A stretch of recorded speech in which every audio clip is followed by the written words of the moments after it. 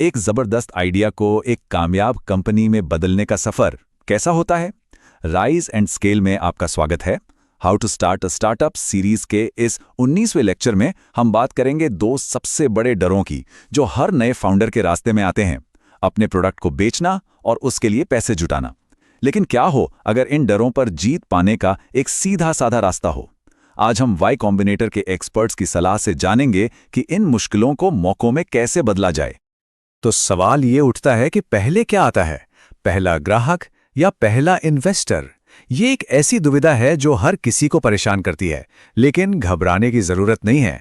हम Y combinator के विशेषज्ञों की मदद से इन दोनों मुश्किलों को पार करने के लिए एक क्लियर रोड मैप बनाएंगे, ताकि वो शुरुआती कस्टमर्स और इन्वेस्टर्स मिल सकें जो आपके स्टार्टअप की नींव बनेंगे। अक्सर फाउंडर्स को लगता है कि सेल्स के लिए एक करिश्माई पर्सनैलिटी, एक सेल्स वाला चार्म होना जरूरी है, लेकिन हकीकत कुछ और ही है। आपकी सबसे बड़ी ताकत आपका जुनून और आपकी इंडस्ट्री की गहरी समझ है। यही वो चीज है जो आपको किसी भी माहिर सेल्स पर्सन से कहीं बेहतर बनाती है। तो चलिए सबसे पहले सेल्स की गुत्थी सुलझाते हैं। ये कोई जादू नहीं है, बल्कि एक सीधा साधा प्रोसेस है।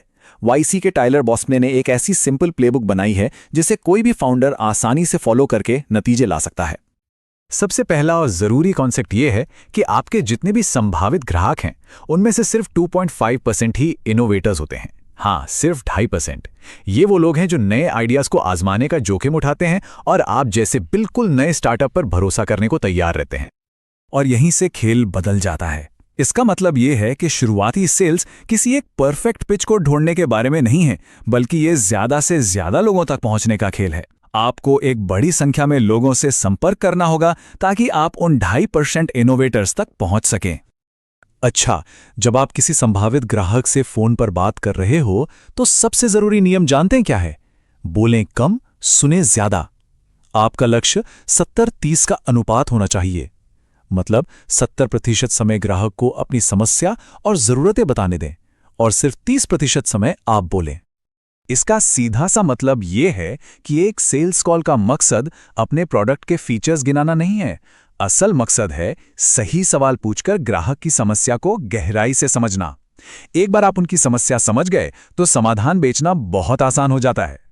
लेकिन इस रास्ते में कुछ आम जाल भी हैं जिनसे हर फाउंडर को बचना चाहिए। जैसे कि ये सोचना कि बस एक और फीचर बना लूं फिर बेचूंगा, या फिर फ्री ट्रायल का जाल, और सबसे खतरनाक शायद की अनिश्चितता। ये चीजें आपका समय बर्बाद करती हैं और आपको भटका सकती हैं। एक बात हमेशा याद रखिए, 100 शायद एक साफ नहीं से ज्यादा खतरनाक होते हैं। क्यों? क्योंकि शायद आपकी सबसे कीमती चीज यानी आपका समय और आपकी एनर्जी धीरे धीरे खत्म कर देता है। इसीलिए हर बातचीत को जल्द से जल्द एक क्लियर हां या ना पर लाने की कोशिश करें। एक ना मिलना कोई हार नहीं है, ये आपको आगे बढ़ने और सही ग्राहकों पर ध्यान लगाने की आजादी देता है। तो ये तो हुई सेल्स के बाद। अब चलते हैं दूसरे बड़े डर की तरफ, फंडरेजिंग। और यहां भी वाईसी के माइकल सेबल के मुताबिक सफलता का राज मुश्किल बातों में नहीं बल्कि सादगी में छिपा है। इन्वेस्टर्स को भारी भरकम शब्दों से नहीं बल्कि एक साफ और सीधी कहानी से मतलब होता है। इसकी शुरुआत होती है एक बहुत ही आसान 3 वाक्य के फॉर्मूले से। ये फॉर्मूला सिर्फ 30 सेकंड में आपकी कंपनी की पूरी कहानी बता सकता है। ये इतना सरल होना चाहिए कि कोई भी इसे तुरंत समझ जाए। इसका मूल मंत्र है सादगी। इतनी सादगी कि आप इसे मॉम टेस्ट से परख सकें। अगर आप अपनी मां को एक वाक्य में समझा सकते हैं कि आपकी कंपनी क्या करती है, तो यकीन मानिए आप किसी भी इन्वेस्टर को समझा सकते हैं। अब 2 मिनट की पिच के लिए हम इसी नींव पर 4 और जरूरी चीजें जोड़ते हैं। आपकी अनोखी सोच क्या है, आपका बिजनेस मॉडल क्या है, आपकी टीम कौन है और आप कितना पैसा चाहते हैं।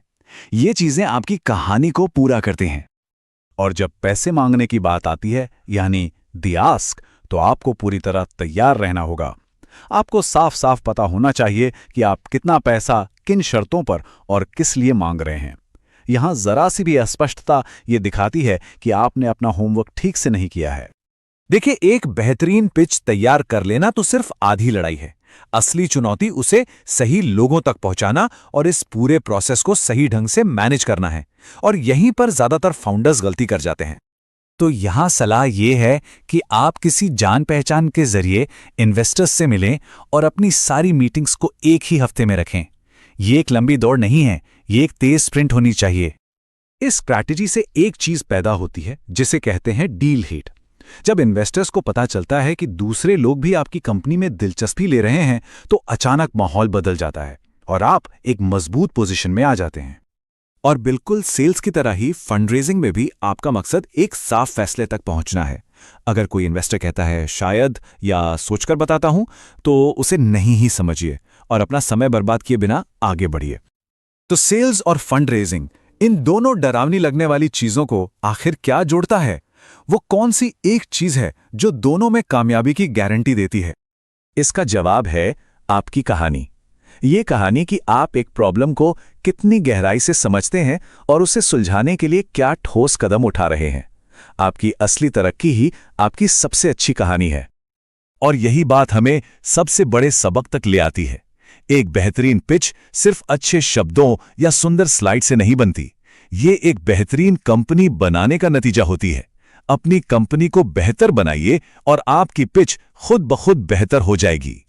तो फंडरेजिंग ऑफ सेल्स कोई अलग थलग काम नहीं है। ये तो बस आपकी कंपनी की कहानी दुनिया को सुनाने का जरिया है।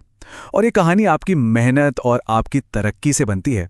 तो सवाल ये है, आज आप कौन से कहानी बनाना शुरू करेंगे? इस जानकारी को देखने के लिए धन्यवाद। अगर ये पसंद आया तो लाइक और शेयर करें और ऐसे ही दिलचस्प कंटेंट के लिए राइज एंड स्केल चैनल को सब्सक्राइब करें।